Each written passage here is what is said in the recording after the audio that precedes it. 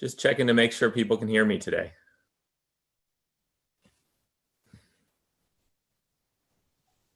Yes, we can. Can you guys hear me? Yep, we got you. Okay.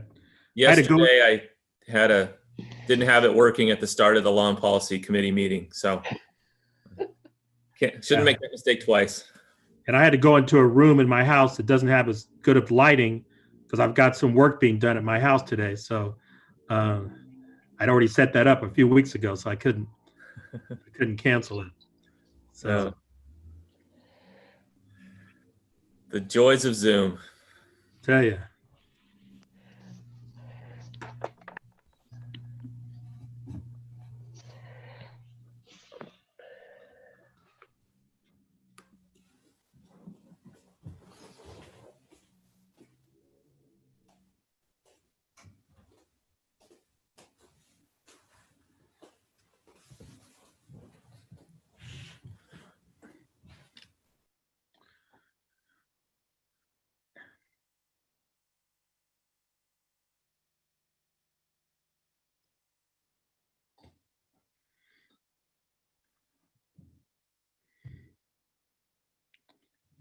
I would ask you guys what you've been up to, but probably not much of a response.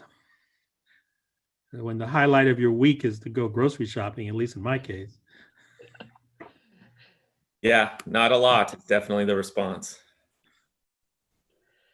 Just taking care of a teenager.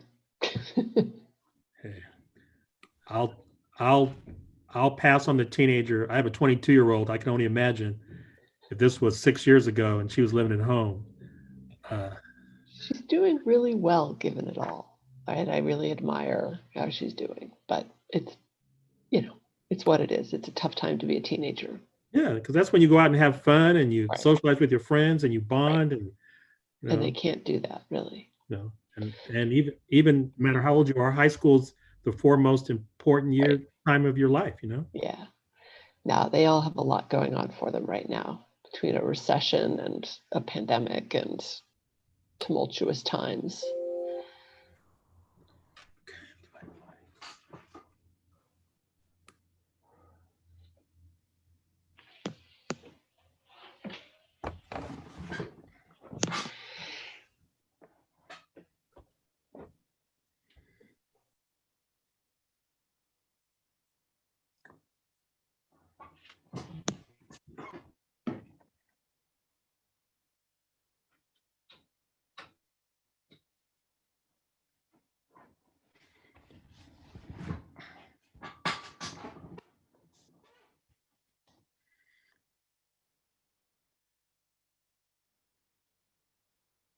That's worse.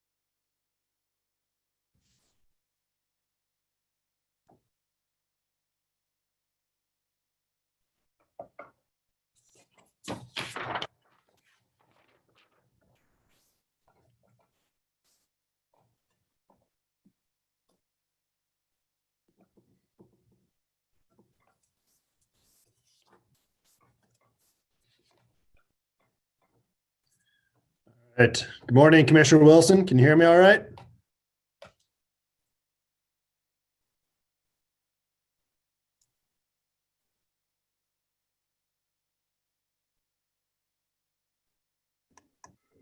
Good morning, Chair Matich. How are you doing this morning? Good. Good. Oh, I All just right, got let's to, go ahead. I got to put my password in. Hold on. All right.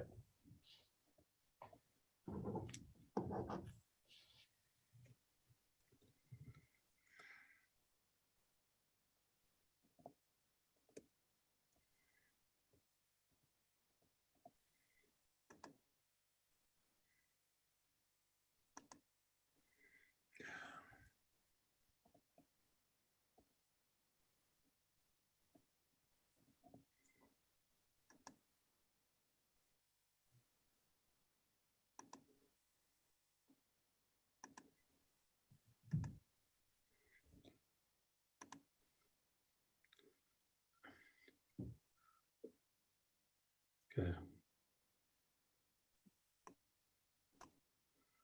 Okay. I'm getting some problems with my password, but I guess it's okay. All right.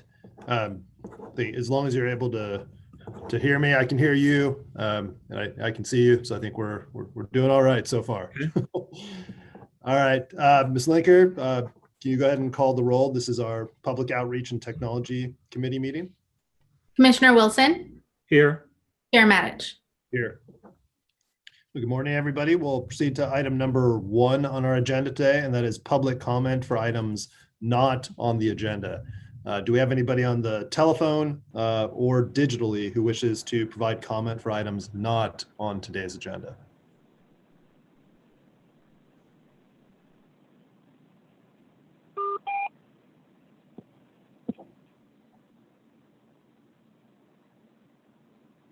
All right.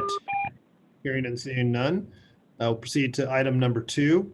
That is approval of our August 7th, 2020 Public Outreach and Technology Committee meeting minutes. Commissioner Wilson, did you have any edits or comments to the meeting minutes?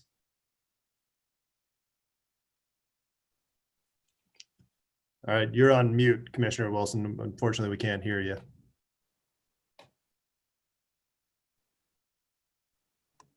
Yeah, I just want to commend the staff for all their hard work. It's easy to read the minutes. It only takes a short period of time, but it takes a lot of work to finish up that level of detail. So thank you. But otherwise, no other comments. All right, great. I joined in that. And that's primarily Ms. Linker, our commission assistant, and some folks that assist her. So great job. So with that, I'll make a motion to approve the minutes. Commissioner Wilson, you gonna second that? Second. All right, Ms. Linker? Commissioner Wilson, Aye. Chair Matich. Aye. The motion passes. Excellent.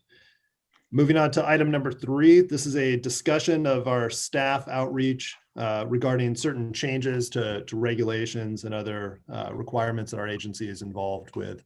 And this is really by nature of informational for our staff to help both Commissioner Wilson and I understand what are we currently doing to help prompt us to have a dialogue about perhaps some improvements or some additional things we can be doing to make sure that we're communicating adequately when those changes are had. So the first item that we will hear about are the notices that we send to filing officers regarding the assuming office SEIs. And this morning we have Ju Wang from our administrative division. She's one of our managers here to present on that topic. So good morning, Ms. Wang. Good morning, Chair. Good morning, Commissioner. So there's for the SEI unit. So there are 2 parts. So we're talking about the new adopt regulation. So we already sent out Article 2 back November 23rd. So we send Article 2 to all the filing official and include the new regulation on our letter. So we plan to send another newsletter in the first week of January to include all the adopt regulation again to remind everybody all the change. So this is regarding the new adopt the regulation. As for assuming officer, so that's why we encourage everybody to the update process during the Article 2. So the filing officer will go to our system to update all the information. So our system will automatically notify all the assuming officer.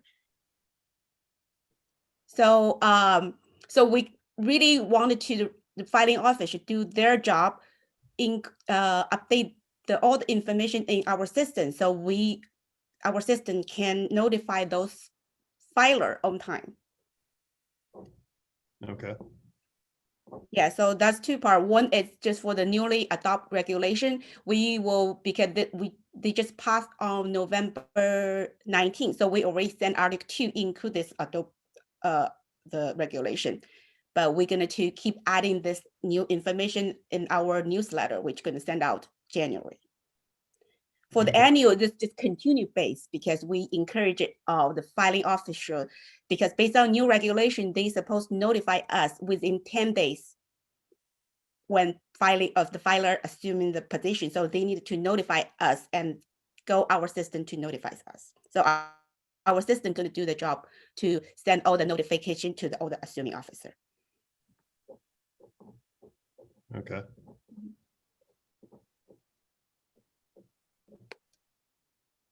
Yeah, so any question? All right, Commissioner Wilson. Yes, I have a question.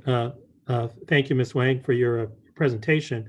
Approximately, not looking for an exact number, but approximately how many officers receive this information, statewide? Because I'm assuming it includes local governments, special districts, and so forth, correct? Yeah, so so we have the 25,000 filer. So all the filing official for those filer will get those notification. Okay, all right, thank you. Yeah, include the local and the state. All right. I have a question. So we send, it sounds like you have 25,000 filers. We communicate primarily then with the filing officers with respect to changes that we may make. Is that what you're saying? Yes, because we really rely on the filing officer do their diligent job to key in all the information in our system. Otherwise, there's no way we know all the information. So for the assembling senator, so our staff will do the job. Our SEI manager will notify them. For the state elected officer, that part, we are filing official. We will do the job to notify them. Okay. But with respect to the local offices, we rely on the filing office. Yes. Otherwise, if they don't tell us, we will not know. So that's why we really wanted to notify the filing officer so they know all the changes. So they will communicate with their filer. That's the only way we can do. But for the state elected officer, for all the constitution, for the assembling senator, yes, our SEI manager will reach out them, put them information in the system on time. Okay. I know we have a sort of a listserv for certain changes in regs. People can sign up and they can receive information directly when we make changes to various regs. Do we currently have that kind of a listserv specific for changes to the SEI rules? So for SEI, we already have the system. So every time we have anything change, so that's why sometimes we have our newsletter if we have some change. So we just use our system to send out all the information to the filing officer or filer, depending on situation. So that's why sometimes we work with education unit. If they want to have because we have all the firsthand contact information. So sometimes we work with them, let them using our system to send out the blast email, or we just give them the contact information, like all the email address. Okay. Yeah. All right, thank you. Dr. Janelle, I see you've joined us as well. Looks like you have a comment for us as well. And thank you. I just wanted to say that we have been working with the SEI unit to help educate people. Christine Chen has been part of our SEI webinars that we've held starting in November for filers and filing officers. We held one for filers and one for filing officers in November. This month, we held one for filers the other day. We're holding one for filing officers today. And we have 60 filing officers registered. I think we had 100 and something in November. And then in January, we'll do another filers and filing officers. So Christine has been part of our webinars so that she can help train filing officers in particular on how to use the e-system. So that's all I just wanted to add in. All right, thank you for that. Commissioner Wilson? Hey, that answered one of my questions. Then the question is, for those of us who are commissioners, is it possible for us to be able to, just for our own edification, be able to get information that would educate us on the process? I mean, in terms of the webinar, or is that something that's either available on our website or available through some other means? Dr. So, Zhou. yeah, Commissioner Wilson. So we don't record the webinars currently. We can, but the recording quality is fairly poor and we don't have a good way of distributing it. We can, of course, you're always welcome to join a webinar if you would like to watch one at some point. That's easy to do. The way you're laughing, I don't know that I would. No, I mean, I would think it would be somewhat boring, but you're welcome to watch one. Though I would want to warn my staff so that they're not, maybe I shouldn't warn them. They would be nervous if you were there. Yeah, and I'm not trying to, I'm more interested from an educational standpoint. We also have videos. Over one of the webinars. That's not my goal here. Yeah, we also have videos on the website that were created a few years back for the Form 700. So there's a video for each of the schedules that walks filers through how to file them. And the SEI unit has created really great fact sheets for the SEI filing officers, which is on the Form 700 page. And so those are really good fact sheets that they created for each different type of filing officer that we always refer filing officers to if they call us. There's a lot of wonderful materials that we direct the filing officers to that the SEI unit has created, and or we've done some of them with them to help them learn their obligations and how to do it all. Yeah, I mean, I think that the webinars are a great idea, but with 25,000 filing officers throughout the year at any given point in time, you could have a new filing officer who just got hired by a local government, and to be able to access the information could be challenging. Now, I'm encouraged by the fact that, in my humble opinion, the Fppc staff does an excellent job in terms of reaching out and educating individuals. It would be ideal if there were, some way of capturing what takes place at a webinar, so it doesn't have to get repeated 20 times, for example, in a given year. But I understand there are certain, fiscal and practical restraints on that kind of outreach. Well, I think so. There's also, so I think, Ju, perhaps I missed, but it's 25,000 filers, not filing officers, right? There's probably 25,000 filers. So filers, okay, that's right. That makes sense. 25,000 filers, and with approximately 500 localities plus, I'm assuming special districts would also be included, and that's fairly small universe. Well, and then the other thing that we do, we obviously have the Fppc hosted webinars, but we're also invited to conduct webinars. So for instance, we did one in November with Erica Boyd and Katie Trumbley did one for the Department of Toxic Substances Control, and they had 160 SEI filers from DTSC, participate in the webinar. So a lot of the webinars are often requested individually by agencies, and then we tailor the conflict of interest code and things like that to the agency. So, we do that as well. So I send out blasts regularly, letting filing officers know that they could request a webinar. So we have one for CalSTRS coming up. We have one for the Port of San Diego coming up. So, we do that as well. We reach out to filing officers and let them know that they could schedule one that is tailored to their agency. And then they often do record it and distribute it to their filers. Okay, that's helpful. I appreciate the clarification, and the proactive approach that we're taking is very positive. Thank you.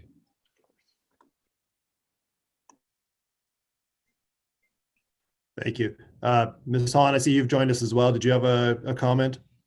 Yes, I would like to add to what Ms. Jada just said. I wanted to let Commissioner Wilson know, in addition to that, in our SCI unit, we have 6 individual staff who's responsible for different localities. So we have a staff that's just responsible for the counties. We have staff that's responsible for a certain part of the city. So we split city into 2 parts, and 2 staffs is responsible for those. So if a filing officer come on throughout, like in the middle of the year or throughout the year, if there's a new filing officer, and we have a filing official here that they are responsible for, so they would educate them as well throughout the year, just to let you know that, okay? Great. I had one question, kind of going back to the I know we mentioned webinars and various trainings that we've done. I think those are excellent things. My question is, have we sought to partner or engage with some of the organizations like the League of Cities? Presumably they represent a fairly large share of filing officers and filers for us. CSAC, the California State Association of Counties. It seems like if we were able to partner with some of those organizations, we might be able to spread the word out in that way as well. So Dr. Jadel? Yes, and we do actually partner with those. So I'll be presenting at the City Clerks Conference, annual conference next Friday on their new laws and regs. So I'll be presenting there this year. In the past, it's varied who's done that conference. So we do always attend that conference and work with them. Okay. I do not know if CSAC has I'm sure they have a conference, but I don't know yet if we're presenting, but we if they have one, we normally do. So there is that level of engagement with those agencies, yes. Okay, great. Commissioner Wilson?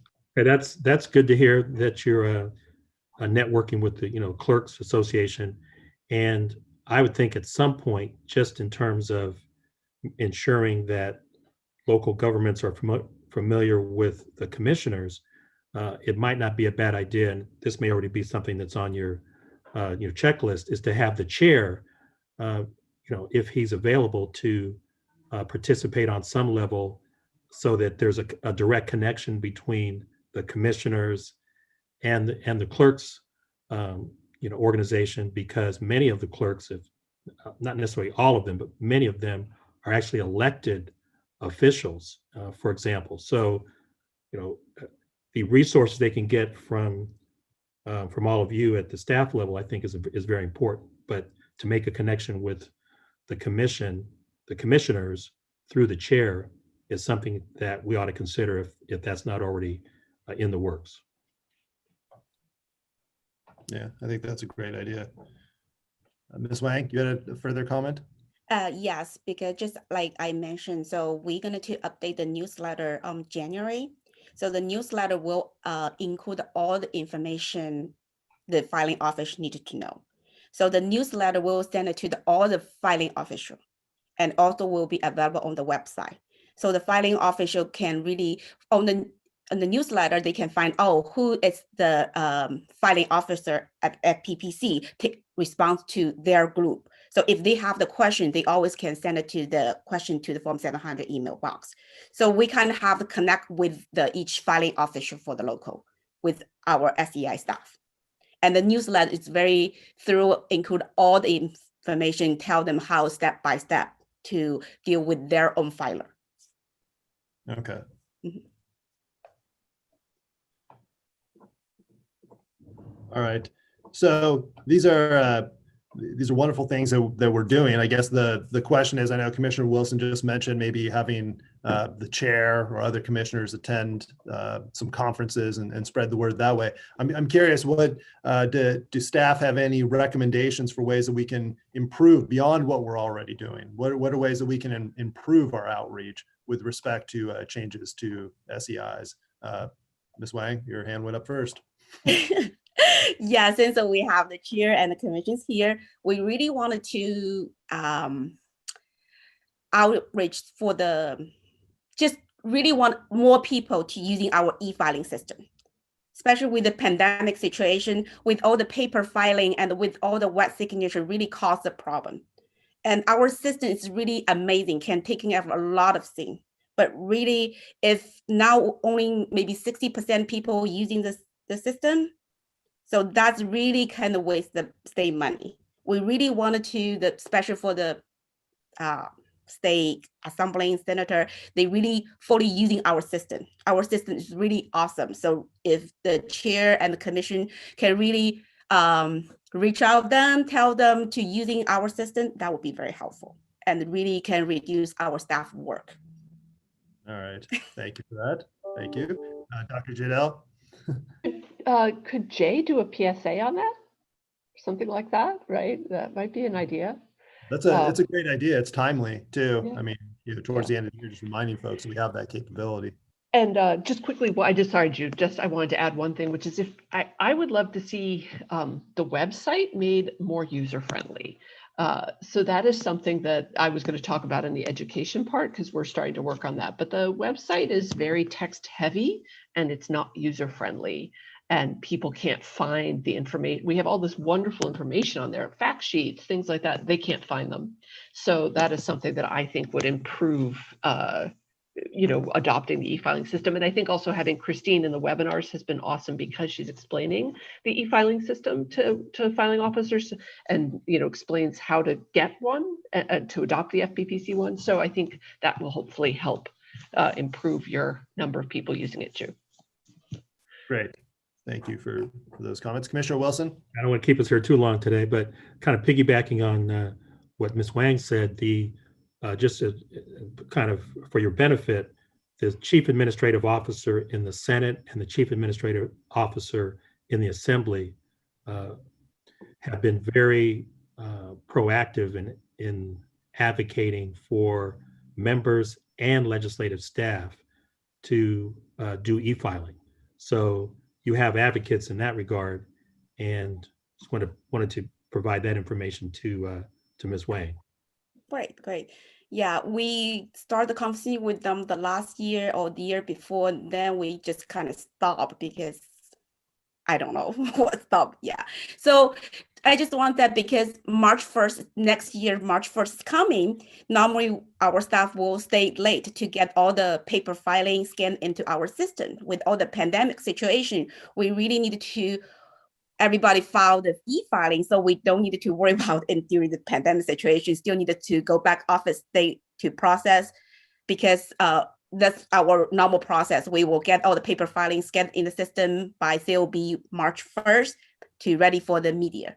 So, yeah. Right, and as the newest commissioner, if I can just comment, Chair Matich, I find the website to actually be pretty user-friendly. It can always be enhanced. I can point you to some websites that are truly not user-friendly. I've found the search function to be beneficial, and I've also found the IT staff, under the direction of Ms. Hahn and Mr. Crabtree, to be responsive to ideas. So I think we can always enhance, the website, but in terms of the transparency, of the FPPC site, I think it's it's very good, especially when you compare it to other governmental entities. No, I agree. I did have a question. So going back to Ms. Wang, you had mentioned that I think either only 40% or only 60%, but you use the 60-40 split of folks are using e-filing. So a significant portion either way is not using e-filing. Do we have any data or feedback from them? Are there aspects of how e-filing works that are difficult from the user standpoint, or do we have any information on why is it that more folks aren't taking advantage of it? So we do have our system do have like evaluation. So you can like 1 to 10. So we always get very good score, like 8 or 9. So the people, once they use the system, they will love it. But the people might just afraid of using the system. They worry about my information will be not confidential or whatever, but this is not true. Our system is very secure and it's confidential. And they just really needed to move on one step forward, so they will love our system. All right. So the people using our system, we all got very nice feedback. I even can run the data for you. So we got very nice feedback because the system is awesome. All right. Commissioner Wilson? Okay, I'm somebody that when I worked in the legislature, I'm very pro IT. And when it came time to move to the e-filing system for the Form 700, I thought initially, oh, I'll just fill it out and send it in. Once I filed electronically, I realized that it is very user-friendly. But something we may want to consider, and you may have already done this, is to actually have a training video that literally walks someone step by step and illustrates how you actually file. So you could actually have someone at a computer going step by step through the process. And for those who are reticent to use the system, I would think that it would increase the number of participants, because they can always go to the video and say, okay, this is what I do first, this is what I do next. These are some of the frequent problems that e-filers run into. And then I think you would actually augment your level of participation and eliminate some of that anxiety that exists. Now, there may already be a training video out there, I don't know. But I think once you file electronically, then you embrace the process. Yeah, no, I agree with that. I have to say, as somebody who's used it a couple times now, one thing I really appreciate, frankly, is I can go in, I can start entering my data, and if I get stuck on a schedule or I need more information, it can be saved, and I can come back to it and complete it later. I don't have to devote several hours at one time to do this. I can break it up depending on what information I have at that time, which I think is a real benefit to a lot of busy folks out there. Yeah. Now, is there a training video in terms of my question? Yes. So it is have the filer training tutorial video available on the website. Okay. Yeah, I think if that's more prominently displayed and disseminated to, to those individuals, in the legislature and in local government, I think you'll get more participation. Because if someone knows that a training video is there, they're more likely to look at it, because everyone's not going to necessarily go out and look on the website for it. Yep, that's a good point. All right, do we have any final comments on our outreach processes regarding SEIs? I know this has been very helpful information. Dr. Jadel, last word here. One last word, sorry. We also do have that we could work to send out more. Katie Trumbley, one of our PRCs, worked with the SEI unit to create an e-filing fast fax. So it's just like a one-page sheet on e-filing. It's more for the filers, right, as opposed to a filing officer debating whether to adopt the system. But it's a useful fast fact, sheet, and it's on the website. It's with the Form 700 stuff. But that's another thing that could be sent out more. Okay, that's a great idea. All right, excellent. Well, let's at this point, let's go ahead and move on then to the second half of the presentation. This is a summary of public outreach efforts for changes to regulations. I think we will be joined by our general counsel, Mr. Bainbridge, and continuing here, we have Dr. Jadel, our supervisor in the phone advice unit. Good morning, Dave Bainbridge, general counsel. Dr. Jadel is also here. I'm going to go through the process for what we do to let the public know about regs that are upcoming or that have passed and will be going into effect or have gone into effect. And then if there are specific questions about other resources that are available in this arena, Dr. Jadel can answer the questions that I don't know the answer to. So with regulations, and this question came up, I believe it was our last commission meeting or committee meeting, I can't remember for sure, but question was, well, how do we make sure people know about all these regulatory changes we've made?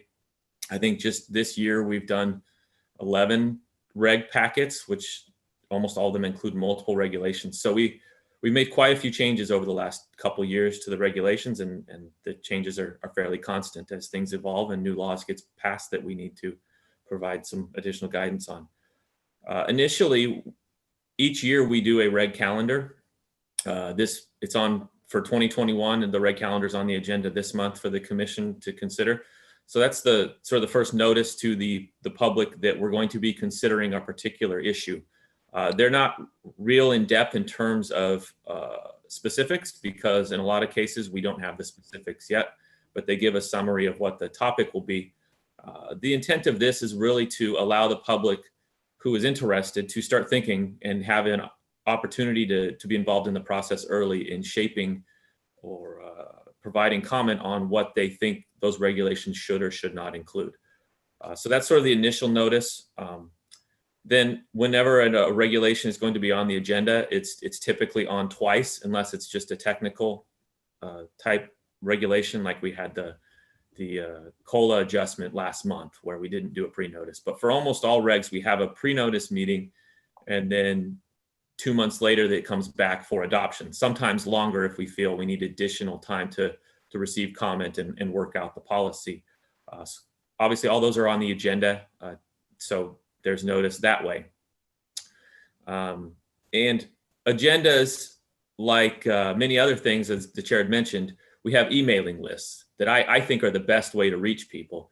Anyone who's interested can subscribe to various emailing lists that we have, and then they will automatically receive updates whenever a reg is being proposed, when an agenda comes out, when our advice letter report is produced each month. So there's various emails that people can sign up for, and it just shows up in their email box whenever we send it out. If you scroll to the bottom of our website, any page on our website, in the footer, there's an option for mailing lists. You click there and you can sign up for any of the emailing lists that you're interested in. So I really encourage people to use those. I think those are probably the most effective way we can get information out there, because it doesn't require people to go to our website and pay attention necessarily. It just requires them to sign up once, and then they get emails in their email box. So that's another way. Whenever a regulation is going over to OAL for notice, which is typically in between the pre-notice meeting and the adoption meeting, there will be an alert as to the specific regulations that are being considered. So people can sign up for that and receive each of those. Once regulations go into effect, you can also get an email on those. But then we also have a section of our website for new and amended regulations. So I think they go back a year. So any regulation that's been amended in the last year is included on this webpage with a link to the new language. And it's now, we've made it more prominent on our webpage. It was previously under the regulations section, which it's still there, but we also now have a link on our homepage to get directly to the new and amended regs section. We also, when we adopt new regulations, send out notices to Westlaw and LexisNexis, the two top legal research online databases, informing them of the change in the regulations, and so they will change those. We also inform Barclays, who is the one that prints out the regulations still. So for people working in print, they also get an update as soon as regs are adopted. So they can revise those, and people can subscribe to receive the updated paper versions if they're interested in that. So we do that for all regs. And then we also have some more targeted outreach depending on the type of regulation and sort of what we think might be effective. For example, we just talked about the new SEI regs that went into effect and what staff had done to make sure the filing officers were aware that these new regs were going into effect. We'll prepare fact sheets, or we'll revise existing fact sheets when a new regulation goes into place, and try to put those in a place that's prominent so people can see them. We've done a number of those this year, I think more than we've done in the past. We did it for our LLC regulations that were new and went into place during an election year. So we thought it was important to really get the word out on those. We've also done it for our sponsored committee regs and a few of the other regulations that we've passed this year. So those are 1 to 2 page sheets that provide someone with a basic summary of what the law is in this area. Sometimes they even note when things have changed. And then just in general, we have people available to talk to. So if a regulation changes and someone doesn't understand what that change was, they can call up our phone line, they can email us, and we have people available to walk them through what the changes might be. or alert them if changes have happened or may be in the process of taking place. So those are our basic outreach tools that we employ at this point. Great. I think that's helpful. Commissioner Wilson? Yes, Mr. Bainbridge, and I'm assuming these fact sheets are also under the, the new regulation heading on the website. I don't know if they're linked. Are they? Okay. Alana's nodding. Yeah. They're on, the new ones are on the landing page. So you can see when a new fact sheet goes up, it also goes on the main landing page in the same area as the highlight for new regs. And it has like bright red flashing words that say new regs. Oh, okay. Okay. All right, thank you. You're welcome. So I had a sort of a technical question going back to the listserv, the email list that Mr. Bainbridge mentioned. So, and I do see somebody can sign up, I know, to receive notice emails of agendas. And my question is very technical is, if I signed up for that, would I receive agendas for both the commission meeting and the committees, or is that just the commission meetings? I'm looking right now. Dr. Jadel? Or let Sasha, let Ms. Linker. It is both committee and commission meetings. Okay, so it is both. So if I sign up for that type of an email notification, I get all of our agendas, both and commission. Excellent. And then my second question in a similar vein, more of an observation, I guess, is I notice you can sign up for these email lists for new regulations or webinars, but I don't see a functionality where I could click below and do like, okay, let's say I'm only interested in new lobbying regs. I'm not interested in the campaign filing or flip. I'm only interested in campaign. I don't care about lobbying. Is that something that we could add to the functionality to make it more narrowly tailored for folks? So, you know, as we were talking about a minute ago, if somebody was just interested in SEI reg changes, they wouldn't be hit with an email every time we do something on campaign. They would just get the email when we do something on SEIs. Is that possible? I would guess it's possible. It would take a little bit of staff work to organize those things. I think we'd want to be over-inclusive because sometimes regulations could touch on multiple topics, but as long as we were careful to do that, I'm guessing the technology is there to make them more specific if that's what people are interested in. I would say it's probably not an overwhelming amount of emails that people get, if that's kind of the concern. That is, I mean, basically. Yeah. But I understand the point that if you care about one area and you start getting emails about everything, you just ignore all of them instead of paying attention to the one you really need to pay attention to. So that's something we can look into to making them a little more specialized. Yeah, I mean, I'm not suggesting we burn a whole lot of staff time on it necessarily, but if it's something that we could easily do, I noticed that in other arenas where I can opt into very specific e-lists. And so if we're able to do something like that, that might be something to at least explore for us. Okay, we'll look into it. Chair Matich? Yes, Commissioner Wilson. On that point, the FPPC staff does a excellent job briefing the commissioners prior to each meeting and following up with detailed information. Based on our usage and custom, do commissioners usually ever sign up for these emails, or would that be redundant in terms of what we already get for committee and regular FPPC meetings? Well, I encourage all the employees to sign up for them. So I would encourage commissioners to as well. It would probably be redundant, but you're not going to miss something this way. So I think it's a good. I believe you would get all of this press releases. I think you get those. You probably get all this information already, but as long as you don't mind deleting one more email if you've already got the information, I think it's useful to. I'm not sure if I'm going to sign up, but I wouldn't want to sign up and then it be viewed as something that's a kind of breach of protocol. So thank you. I mean, the only thing on the list that I think, because I think it's an interesting point, the only thing I don't think we would necessarily get in the ordinary course would be something specific to a specific webinar or seminar. that's going on. We don't get regular reports on those necessarily at least detailed reports at our commission meetings. So that's the only item, it seems to me, that we're not getting. No, well, that's a helpful perspective, because Dr. Jadell's comment that and I'm very mindful of that. You wouldn't want to have commissioners showing up for webinars and making the staff feel somewhat uncomfortable. Yeah, that's helpful. Thank you. Yeah. And actually that, I going back to that, I had a question about that. Dr. Jadell, as I understand it, one of the challenges to placing a webinar on our website for future viewing is the picture quality. Is that it? Or the video quality, something along those lines? So Chair Matich, I'd have to, so we do a lot of webinars. So I think, recording every one of them and posting them, I need to think more about whether I think that's a great idea. Yeah, no, I'm talking more like you do one on a topic that is a great webinar. But we already have some. So we've got candidates. So we already have videos up on the website that are essentially our webinars, but professional videos. So we have a candidate treasurer webinar. We have a campaign filing officer.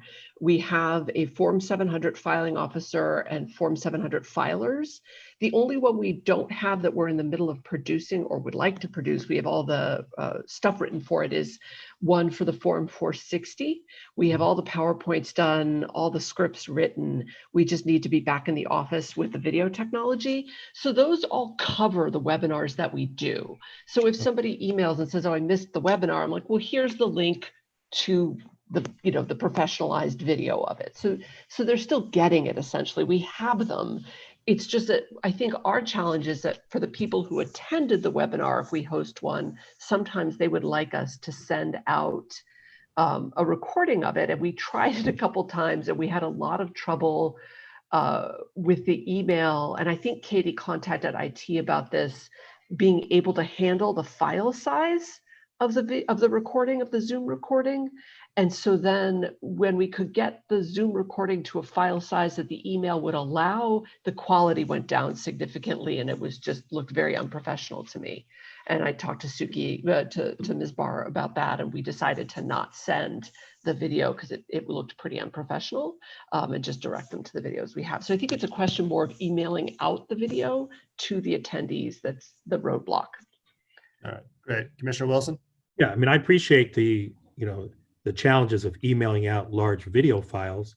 Something you might want to consider, subject to IT's input and the chair's input, is to actually have a portion of our website that this information could be uploaded to, and then filers would be able to access large video files, and they'd be able to access it using a password, for example, that only filers could receive. So that might be one way to work around, the challenge of sending a large video file. Yeah, again, we're open to exploring anything, but we have these videos on our website. We have a section of the website just for training and outreach and the videos. So there are, for every webinar we do, there is a comparable video. Oh, okay. Essentially, right? That's professional PowerPoint and not translated, sorry, with a speaker who's been recorded. So we have those up there already. And so I think the idea of the webinars that's attractive is that there's a more personal quality to it and people can ask questions in the moment. So and people forget to go and watch a video. So people sign up for webinars or attend in-person trainings when we did that. And then there's that opportunity for one-on-one interaction and for tailoring a webinar to the specific concerns of a specific agency, if it's for Form 700 filers, for example. So that's kind of the difference. We have these videos, they're already there. The webinars are just a nice addition to kind of reach people in real time where they really can ask questions. And I think that's the big part of the webinar, is that Q&A section. Okay. And where are those I'll find them on the website. It should be pretty easy to find. So. Yeah, under training and outreach. So if you hover on learn and look to the right and click on training and outreach, Okay. the videos are there. Okay, thank you. You're welcome. Actually, Dr. Jadel, you used the word translate a minute ago, and it prompted a question in my mind, and that is, do our training videos, do we post those both a version in English and another one in Spanish, let's say? Right now, they're just in English. I don't know that we had anybody at the time they were made a few years ago that spoke Spanish fluently. We may now. And so that is something we could explore. The issue with any videos right now is that you have to be in the office for the video production technology. We can't do them from home. We can't create them from home. It's not really easy. We need to be in the office. Yeah, no, I get it. I think I do think consistent with some of the other materials we put out, where we do put them out in different languages as well. That's an area that if we're not doing that currently with the videos, and we're asking folks to rely on those, we should have them in multiple. Yeah, no, I think that's a good idea. I think we could certainly do Spanish. I'm not sure that we have anyone who speaks other languages fluently that are a large population, but we could explore that, of course. Yes, I want to concur. It's excellent idea, Chair Matich. All right, thank you. Then I had another sort of nitty gritty question. So I think it's amazing. I want to again just sort of pause and commend the staff. I think you guys do a great job with your training, your outreach, and it's helpful to learn as we do in these presentations on all the things you're doing. So you mentioned fact sheets. So my question for you is, we create a fact sheet and it's out for a period of time. And the advice unit may be getting questions related to SEIs or a new regulation, let's say, that's been in effect. Do we track through our advice line system recurring questions and then use that data to help update our fact sheets so that the fact sheets are being responsive to the sort of the hot issues that people are experiencing? For our email advice, we keep track of the topics. And if we see trends in questions, our manager there, she sees every email advice request that comes in. So she's checking for trends, and if she sees things, she will look at the fact sheets and determine if something needs to be updated or could be better explained. And we do the same thing for the manuals. So each year when we're working on the manuals, we keep track of issues that have come up, maybe something that's not clear. So yeah, they're dynamic documents. So we are changing those if we see that there's an issue with them. And usually that's how we find the issues or the, the things that aren't necessarily clear to people is through them being used and getting the questions. All right, well, that's good to hear. Dr. Jadel, do you want to add to that? Yeah, Chair Matich. Yes, so we also in the phone, we have to select a disposition when we finish a call. So we have the data on what kinds of questions we're getting. And also, we do, as Mr. Bainbridge mentioned, we are in the process of updating the campaign disclosure manuals right now. And I have a folder where I keep recurring questions and things, and I check in with Ms. Brar about can we add this to the manual next time around? People don't seem clear on it, and so we are doing that right now. In fact, I just had one of the PRCs sort of go through that file of these are things people don't seem to understand. Let's find a place to add them in the manuals. So we do that, and we also update the fact sheets when there are changes or if there's a question that seems to be unclear. Okay, good. I'm glad to hear that. Ms. Blank, you had a comment? Ms. Blank, you're still on mute. Can you unmute, please? Sorry about that. So filing, our system have the capability. So the filing officer and the filer, so they can just put the comments. So anytime when they using our system. So our staff really monitor this question daily. And they also can send a question to Form 700 email box. So if we come out, there's some common question or some comments, so we will send out that we will update our newsletter. And also we will do our additional newsletter, just send a blast email to the filer or filing officer to clarify all the confusion. Yeah, okay. So this is what we do. And I also want to add, so we have almost 20,000 filer. I just checked our system very quickly. We have 1,600 filing officer in the system right now. So just want to give you some number, 1,600 filing officer. All right. And that's all around our state, right? Yes, yes. So Okay. I just wanted, yeah, so, okay, that's my comment. Excellent. Thank you. Dr. Jadel. Chair Matich, thank you. We also coordinate with enforcement to see what kinds of questions and confusion they're getting regularly. And that's another source of input for making updates in either fact sheets or the campaign disclosure manuals. So. Okay. Good. Good. All right. Commissioner Wilson, any further questions or comments for our staff on this topic? No, not at this time. The information that the staff has provided has been very, very useful. I agree. I agree. All right. Well, thank you. Thank you very much, everyone. Commissioner Wilson, did you have thoughts or comments moving on from the specific information we just heard, but for our next meeting or next several meetings, particular areas that you wanted to highlight for staff as areas of future inquiry? Well, I'm still doing some inquiries, research, however you want to look at it. And a lot of times my questions get answered when I go to the website. And so I appreciate, the level of detail, but I do have an interest in getting a sense of how well informed the public is and how well informed, elected officials are in terms of where they have to file various forms, right? When you hear Form 700, you immediately say FPPC.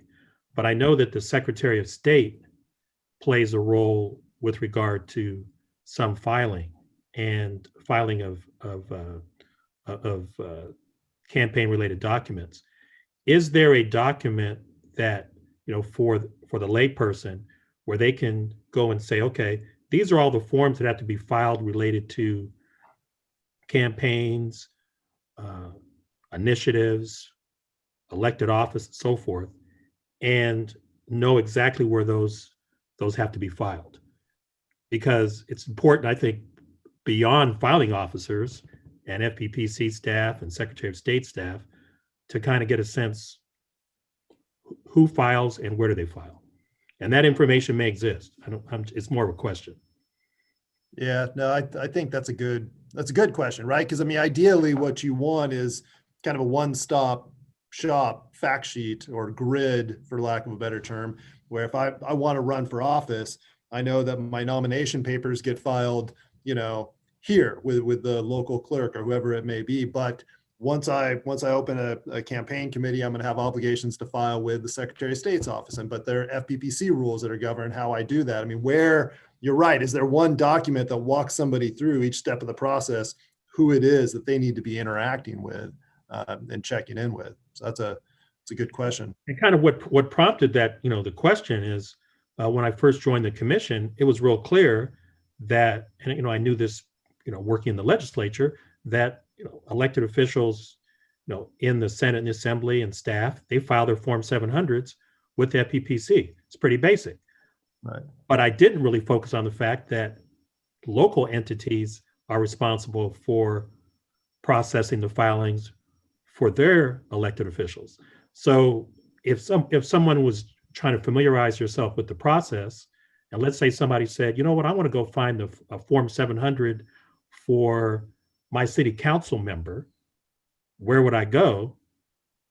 One might instinctively say, oh, you can get that from the FPPC, when in fact, you would go to the local governmental body to get that information. Right. No, and I think that's a good point. And frankly, that's why I think we've tried to, and we did this recently, move towards electronic filing, if we can, of the SEIs to house them in one place and make them more accessible. My understanding from staff is we may have some of the type of information you're talking about in one of our manuals on our website. But perhaps we could highlight that more clearly for folks, make it more user friendly. Yeah, I just saw there was a chat note that says that there's a section on our website, and it is related to the manuals, as you pointed out. But in terms of transparency, does the public know that? And does someone who's a head of a nonprofit or a community activist, if they say, I want to find the Form 700 for my council member or whatever the case may be, do they know that? And to the extent it's on our website, that's helpful, but it's also, I think, beneficial if that is displayed in a more transparent way, and it may already be there. Yeah. Well, I think at a minimum, I know we talked about this earlier, the website could probably use some improvement. So, I mean, even if it's a simple button that people can push who are interested in, searching information about local public officials or state public officials, and kind of walks them through where to go to find the various documents, that may be an improvement. Yeah, and Dr. Jadell just posted something on the chat that says there is information on the website to that regard. So good. All right. Well, anything else that you want to flag at this time for one of our future meetings? I mean, obviously we have got plenty of time to think about future topics, a lot to digest here, but anything top of mind? No. You've covered the scope of some of the key issues that we need to look at the committee level and also the commission level. Okay. So thank you. All right. Well, very good. If there's nothing further, then do we have a motion to adjourn? I move to adjourn. All right. And I second. Ms. Linker? Commissioner Wilson, Aye. Chair Matich. Aye. The motion passes. Excellent. Thank you very much, Commissioner Wilson. Good seeing you. And Thank you to all the staff for keeping us informed and for giving us something to do during the day. So thank you. yes, stay safe, everyone. We'll see you later. Bye.